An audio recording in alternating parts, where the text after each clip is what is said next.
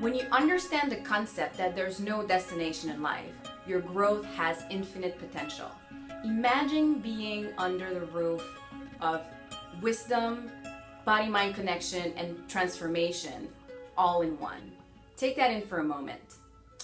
I've had the honor to know Kristen Mangione, creative director of Zenspace Studio, for many years now, and her transformation has been incredible. It's such an honor to be with you today.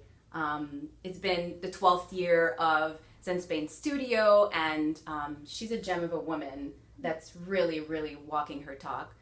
It's such an honor to be with you today. Thank you, Jennifer. Yeah. It's a pleasure to be here. Thank you.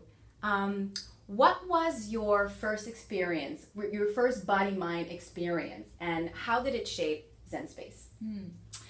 My first body-mind experience was about 14 years ago. I had a dance company at the time, and one of the dancers in my company, she was studying this practice called shiatsu, and I didn't know anything about it. I just thought it was going to be, a massage or something of that nature. And what it actually turned out to be was my first experience in really body-mind connection. And the way that I knew that had happened was, up until that moment, I had been, somebody living a really 24/7 life. I walked around with my to-do list, like in front of me constantly. And pretty much what life looked like was every single second was about checking things off on the to-do list. Can you tell us about a student experience where tapping into different practices actually transformed their lives and had them create breakthroughs in their lives? Absolutely. There's a student in particular I think about that she originally came to us as a participant in our yoga classes. So she actually had a shoulder injury, frozen shoulder, which can be quite debilitating in terms of pain and range of motion. And we were talking, and I just happened to share with her about this other class I teach, which is called floor bar technique. Because her shoulder was injured, and at that time yoga wasn't appropriate for what she could do in getting better. She ended up coming into my floor bar class because she didn't have to use that shoulder.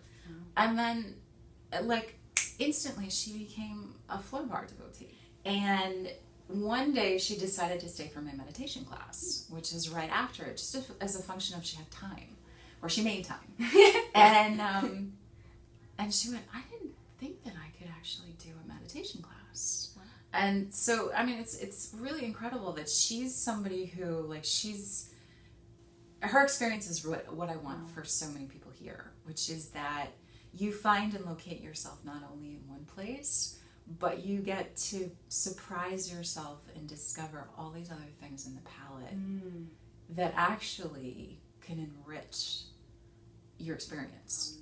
You also have a retreat in the Catskills that you do once a year. Yeah.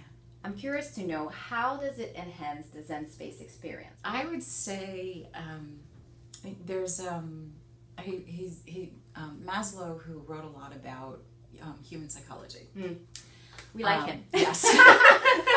And he has this theory about what he calls peak experiences. Peak experience. Yes. And so Maslow's theory about peak experiences is that when it stops being about you in terms of consciousness, awareness, there's a heightening of awareness and how you can be in the world and with other people.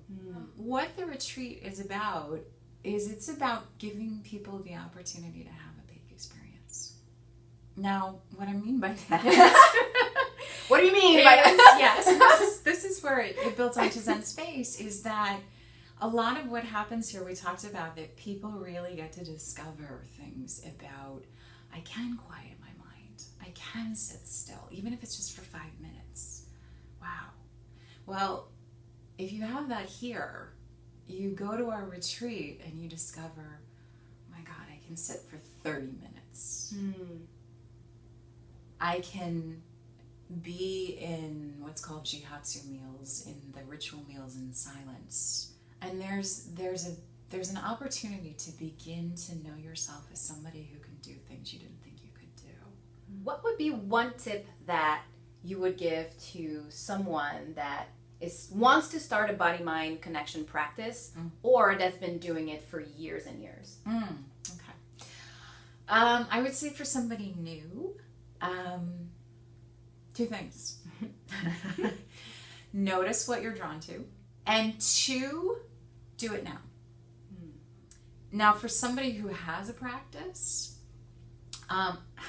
this is something from Zen, which is called beginner's mind. Which so beginner's mind is to be willing to throw everything you think you know about something out the window or put it aside as you step into it. What if I did this like I'd never done it before? And then just see what happens. Yeah. Anything else you'd like to add? I so appreciate and acknowledge the amount of courage that it requires to step into something. Because one of the things I see in the people who often participate here is there's often a catalyst where there's a hunger for change, like deep lasting change. And, having that as part of my experience as well, I get it. It takes something. And so I so honor that. And I just want to say that because, it's a testament to how incredible we are as human beings. Oh, yeah. We're so resilient and malleable and flexible. Yeah. And it's important to develop that muscle. And you have the structure here to do that. Yeah. Thank you so much. Thank you. Thank you. It was so great to be with you today. Absolute pleasure. To find out more about Kristen and Zenspace Studio, please visit zenspacestudios.com and come and say hello.